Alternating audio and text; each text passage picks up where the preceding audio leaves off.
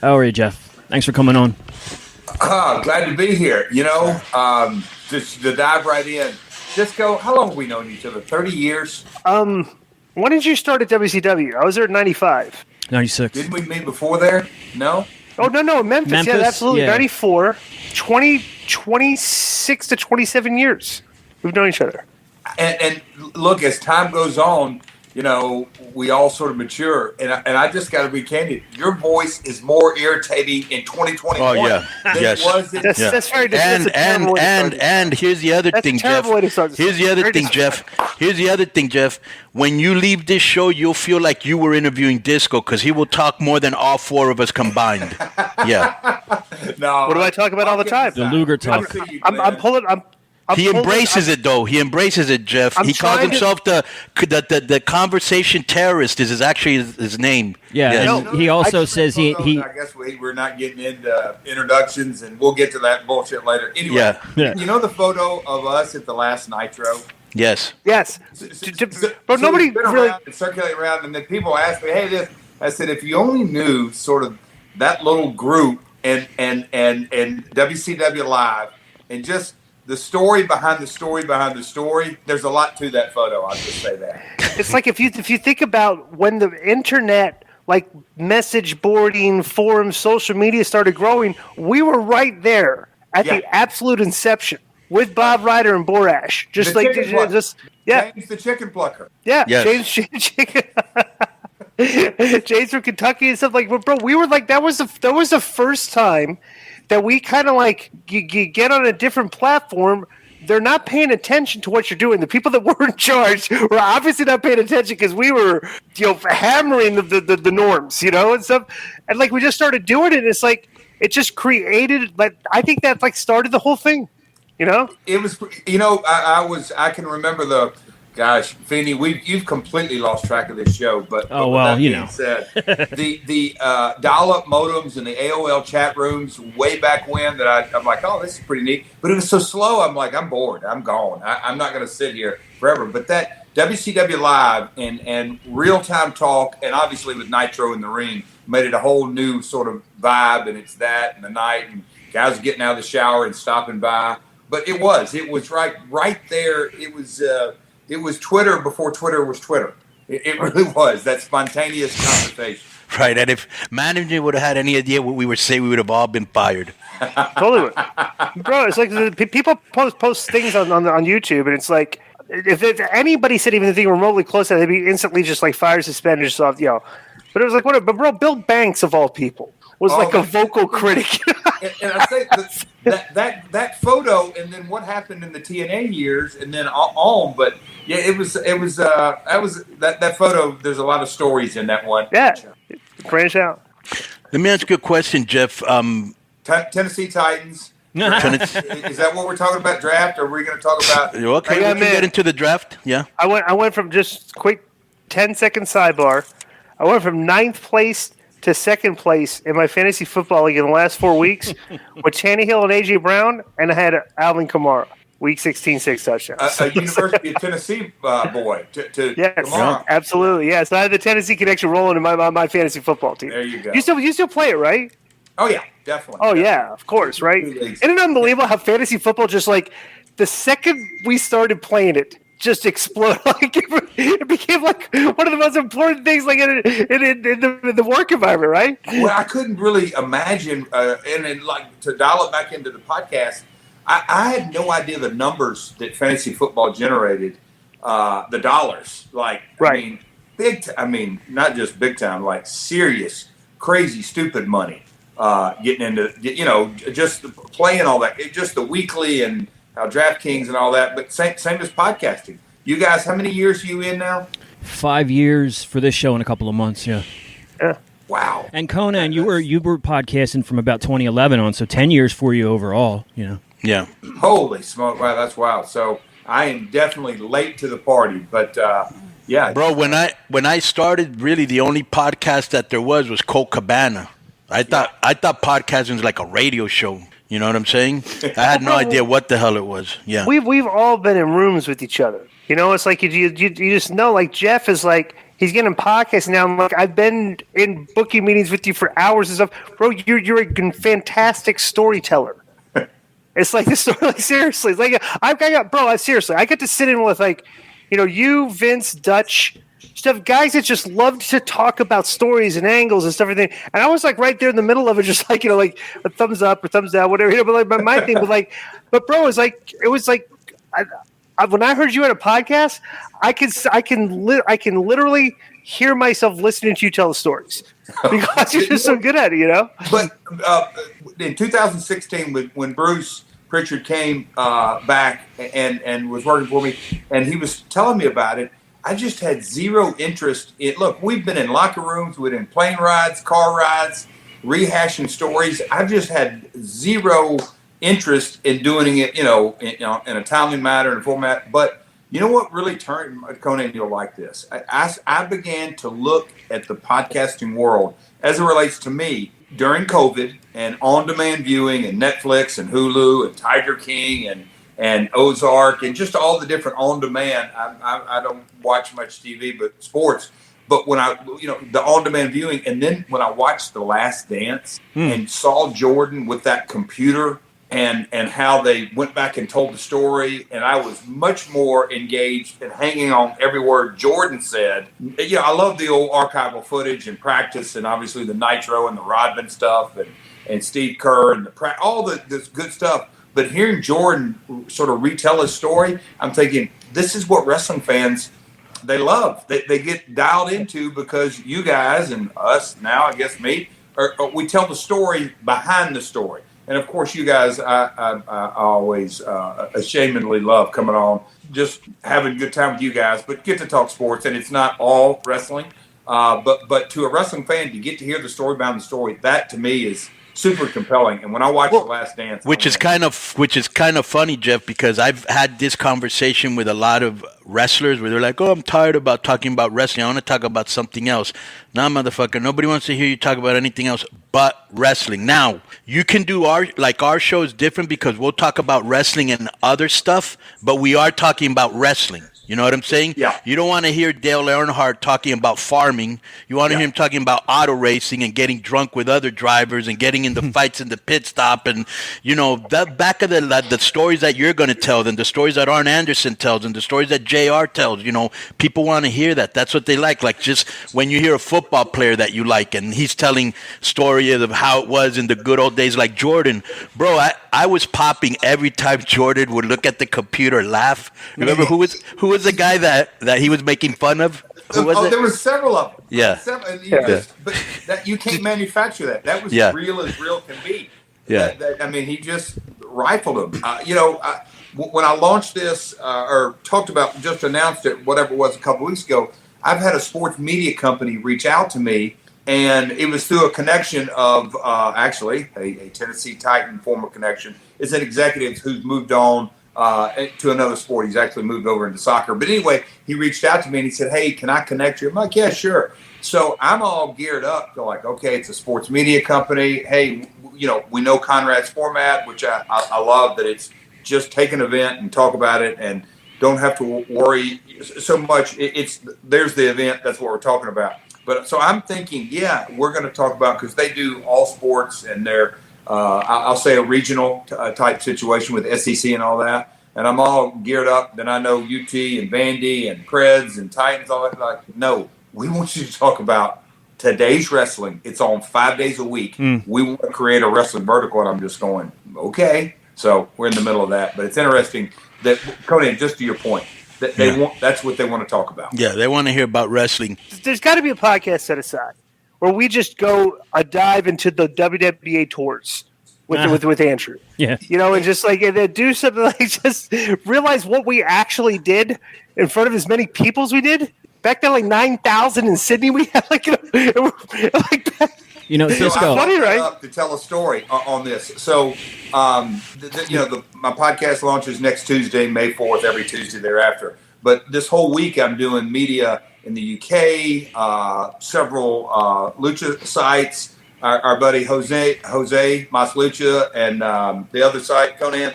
But just hitting everything. I did an Australia one and got 7 outlets down there. But there was a website from New Zealand, and this guy was 9 years old. He drove across country. Obviously, it's not real big in New Zealand, but he really had the ins and outs. And I said, look, I'm going to tell you a story about this that I'm going to get into in the podcast. You know, in my brain, when we did the McManus and the WWE and all that, that's when in my brain I go, there is no such thing as a number one if you don't have a number two. So Vince had bought WCW. They were on their own. It is what it is. But there's talent in the marketplace, a lot like today, but there was a ton of talent in the marketplace. There's an opportunity. I didn't have all the nuts and bolts nailed down, but WWA, if you really want to drill right down to it, it was in my brain. I didn't have it named, but it was in my brain, knowing the opportunity was there. Yeah. There were fans for wrestling besides what the other product. It's like that 100%. Before there were a lot of options. You know, smart, right? Fun, wild promotion. You're a lot of wild character. Remember, if we're look, I don't think we're going by any format or any topic discussion here. Remember in Perth when Lawler, I think that was the first time they did live commentary during the matches that they wanted. And I'm like, this is going to be rotten. But Lawler pulled it off. Lawler knew when to commentate, when not to. And then we ended up doing it. Me, Disco, and Jeremy. Yeah, remember on that? Yeah, tour? we started the other tours because that was part of the deal. Like Andrew wanted to do the whole show, commentary included. Right. All right. I do remember that. Because Lawler wasn't on all the shows. Bro, Jeremy, listen to this. You know Jeremy. He saved all those tapes. And there's a tape where I might or might not have been on cannabis and I fell asleep while he was asking me a question live. Hypothetically speaking. That might have happened. Allegedly. Yeah. So, bro, you were working for Fight TV before, right? Yeah. The New Japan and look, I'm not rehashing stories, but I'm telling this story again that so the answer to your question is Fight, but we approached them and they approached us and we came together on the New Japan Wrestle Kingdom 9. And that's really, we got JR, which was huge, but to get the word out, the wrestling sites were great, but I literally lined up. I probably did. There was a count, maybe a tweet at one point. I think I did 40 or 50 podcasts. Yeah, you did mine. Okay, I literally didn't turn anything down. I just scheduled like every day, 10 and 1, whatever the time frame was, getting into the podcast world. And the Fight ownership group, not Mike Weber, who now runs it, but Mike was working for me at the time as far as putting the deal together. But that event literally flipped the switch, and Flips was a general entertainment streaming service, and they switched to Fight. Based off the success of Wrestle Kingdom 9, and they saw the transactional and the global scale on all it. But if you really drill right down to it, we would have never had that global success had it not been for podcasts that would take my butt on there and we would talk New Japan and JR and whatever it may be. But the I call it the advertising platforms that podcasts nowadays compared to 2015, it's just exponentially higher. But yes. Yeah, because the reason I bring it up is, I know how much time you invested in that, okay? And you were helping make it grow, and I'm sure you're proud of what it's done now. I mean, it's really big now. Triller. I mean, and the biggest heat seeker in the world, the Paul brothers. Yeah. But the Mike Tyson, Roy Jones, and they've got more fights coming up. But Holyfield. Yeah, exactly. Have they announced that? What's your take on the Paul brothers? Holyfield's like the beginning of June, I think. What's your take on the Paul brothers? Are you on the side of the MMA community? Like this is disrespectful or stuff? Are you for what they're doing? Disrespectful, dude. We promoted Andy Kaufman against Jerry Lawler. What are you talking about? Disrespectful. No. That's just the conversation you're hearing from that. The critics are that because they've broken the paradigm. I mean, they've shown that people will pay to watch. I think they're fantastic for this business because they're prize fighters that are delivering a purse to a guy to fight that's way more than he's getting paid to fight other people in like the main organization. So who are you going to prize fight is like, who are you going to fight for? The guy paying you more or the guy paying you less against a tougher opponent? It's like this is common sense marketing, what these guys are doing. I think it's just fantastic that they're throwing a wrench in the system and say, hey, look, we can draw money too. You know, it's like the purists that argued, oh, you can't put a 3-point shot in the basketball. Oh yeah, let Steph Curry bomb it from half court. And the same with the NFL. I mean, they've made so many rules. If you sneeze hard at Tom Brady, you're getting thrown out of the game. But it's business. And so I love it, and I think fantastic for business in so many different ways. But here's what, everything circles back to wrestling, and we live in this bubble and blah, blah, blah, blah. But if you drill it right down to it, the biggest box office attractions, I mean, Hulk Hogan, he was never compared to Carl Gotch. And you could go on and on and on about the top box office draws. It's irrelevant. You can have all the flip-flops you want, and I'm not disrespecting that. You guys know how much I love X Division and Lucha Libre and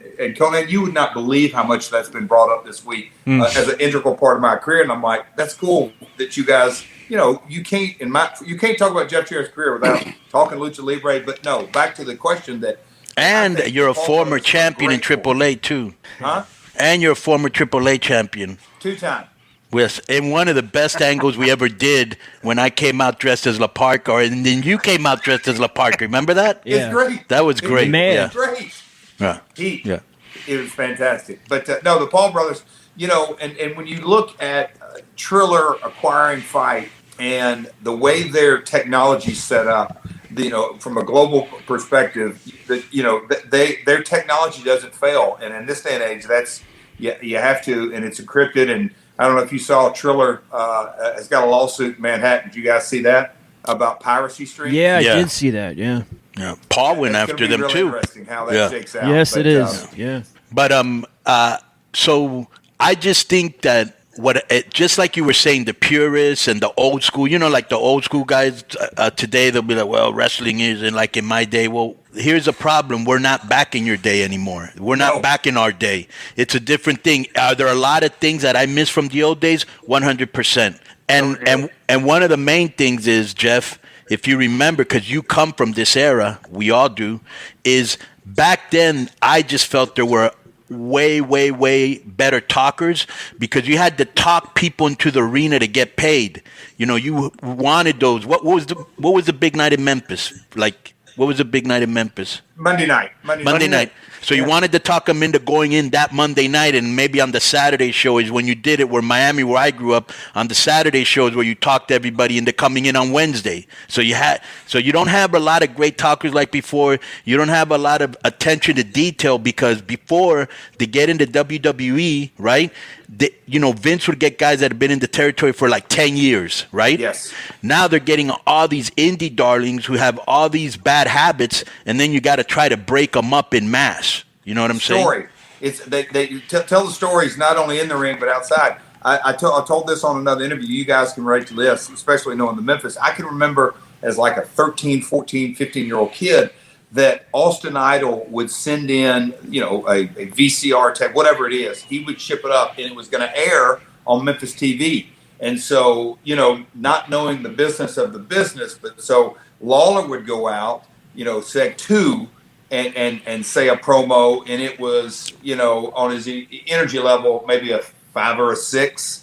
But then all of a sudden you air the Idol video, and it's that promo, and Idol is blowing and going, and then you send Lawler back out to rebuttal that, and he's at a 10, and you just go, and I hear my dad talking to whoever it may be, and he said, oh man, what a hell of a TV. The story, we're going to do great Monday. And he based that solely off the emotion of the ticket selling promos. Those days don't exist nowadays. They just don't. And I think, the last time I saw Cena, we passed each other coming out of the go position, and we said hello and all that kind of stuff. I said, "Hey man," I said, "I've really never said this to you." I said, "Your storytelling, I don't want to go back in time, but in the modern era, your emotion when you lay it down," I said, "it is the best in the game." He really knows how to evoke emotion, and that's an art that I think, Konnan, what you're saying, it's not even done. I guess at the beginning of WrestleMania this year, they had the spontaneous interviews. The online response was through the roof. Whether, That proved. All of us know that you could script something like that, but make it come off like, oh, they weren't supposed to be talking. But the spontaneous, whether it was real or not, they got that reaction. Right, 100%. I thought it was work. Of course you did, because you're focused on the bananas. me and Nightmare Kenny Wayne. I love it. That's it. I just want to go back, just go back to the genesis of when I met you, Memphis. Yeah, I'm on the road with Kenny Wayne. I'm going to ride with him one day, and he's explaining to me how hockey players are the first people that came up with blading. So this is and that's basically the genesis of my wrestling career. Wow. Went from that through Memphis, WCW, TNA. So it wasn't the paint chips that steered you wrong. It was Ken Wayne and Bobby Jaggers and Right. Oh my God, that's great stuff. So me and Conrad having conversations, and most people know the we'll call it the WWF, WCW, Double J stories and all that. But he's like, he said, I don't think people, and we'll call them the Memphis stories. And I said, yeah, the Memphis stories, the AAA stories, there's some real, going back in time, I didn't really connect that there'd be an audience for that. But when you think about Sean and Marty and the Rockers coming through, Nasty Boys, just the different talent that has come through Memphis. Undertaker. Plus, you were there in the hottest period in history, bro, the Attitude Era. Yeah. So it's gonna be fun to chat about. It really is. One thing about that I think is great is that Jeff hasn't done too many shoot interviews, so you haven't gone into that reservoir of stories and told them or maybe told them on multiple platforms. So everything that you're going to say with Conrad is pretty much new stories and new content for all the listeners. Yeah, the preposterous story that I held Vince up. And I've said the one-liner a couple of times. Was the 38 or 45? I mean, when you really think about just the terminology, hey, you held up Vince McMahon. Right. Oh, really? Just think about that. Right. I mean, he ain't going to pay nobody. Bro, Jeff is and hold him up like, hey, Vince, you're going to pay me this.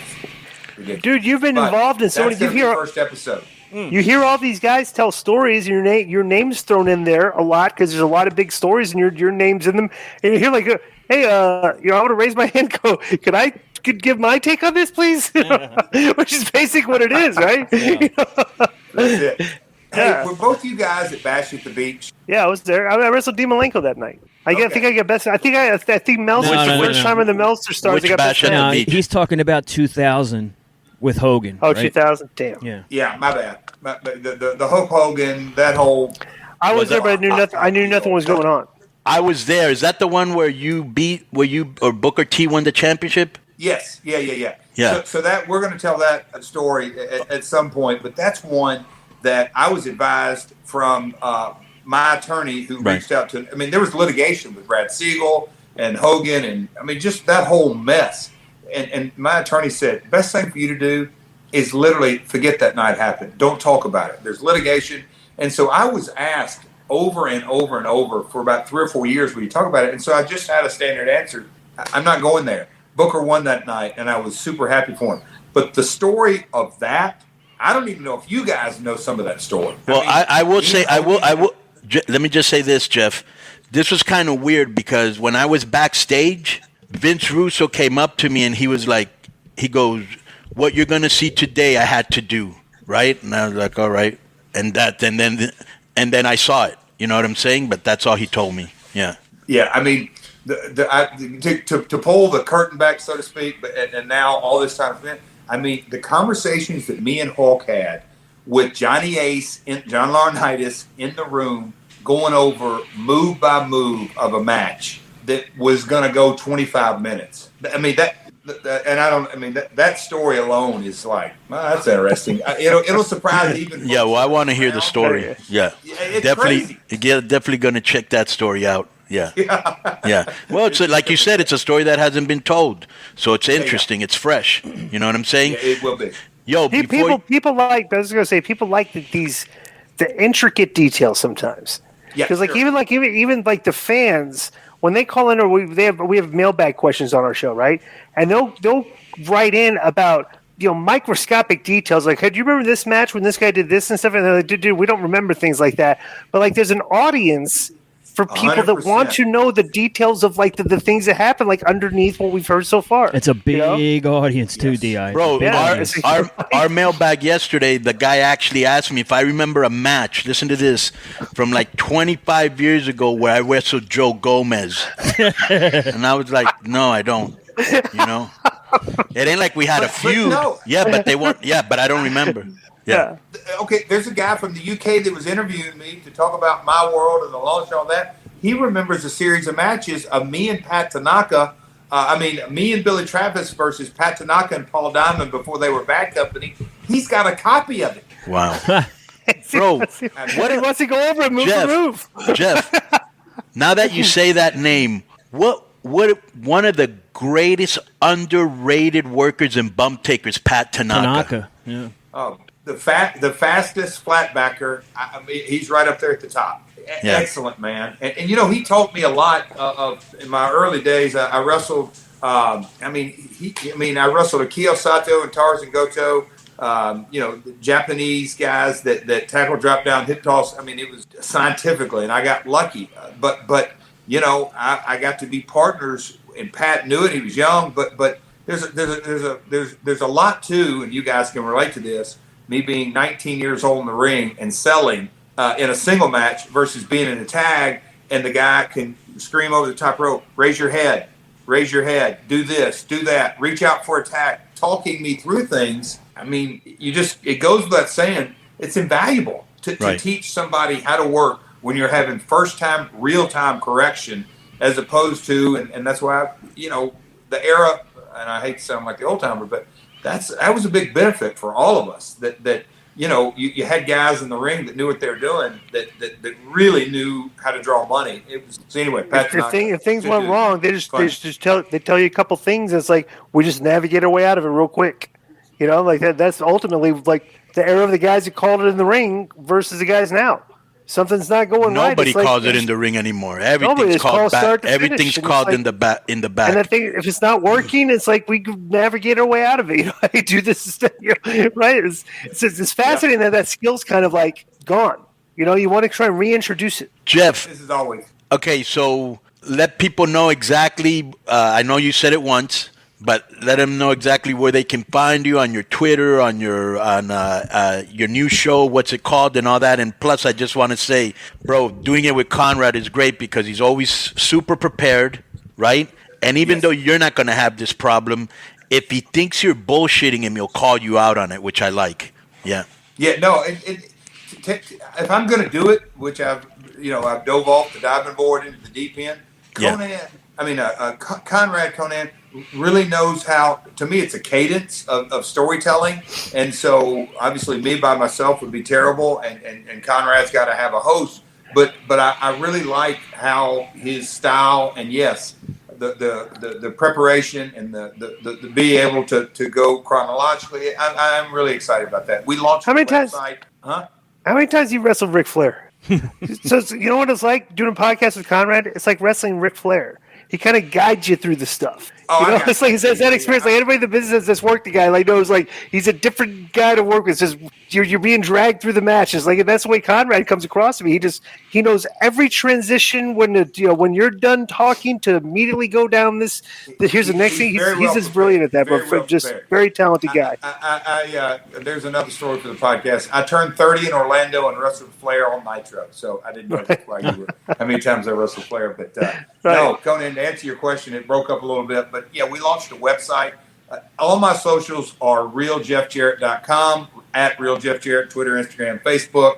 My daughters want me to launch a TikTok. I'm debating that, but we did grab Real Jeff Jarrett on TikTok. So anything else that you need to plug? Anything else you got going on that you want to mention? I've got something I'm working on. I'm going to be I'm going to make a return to and chop it up with you guys in a couple of months, but we'll talk about that. And no, my world drops May 4th, Tuesday, and every Tuesday thereafter.